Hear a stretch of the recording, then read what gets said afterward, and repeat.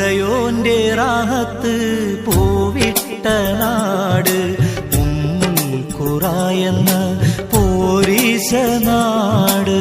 ഉടയോന്റെ റാഹത്ത് പൂവിട്ട നാട് ഖുറായെന്ന പോരീശ നാട്.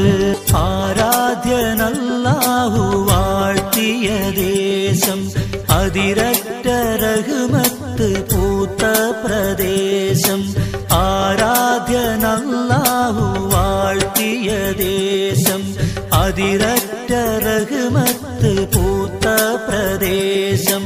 മറയാത്തൊരായിരം ഇതിഹാസ ഭൂമി മനക്കണ്ണാൽ കാണുവാൻ തേടുന്നു പാവി.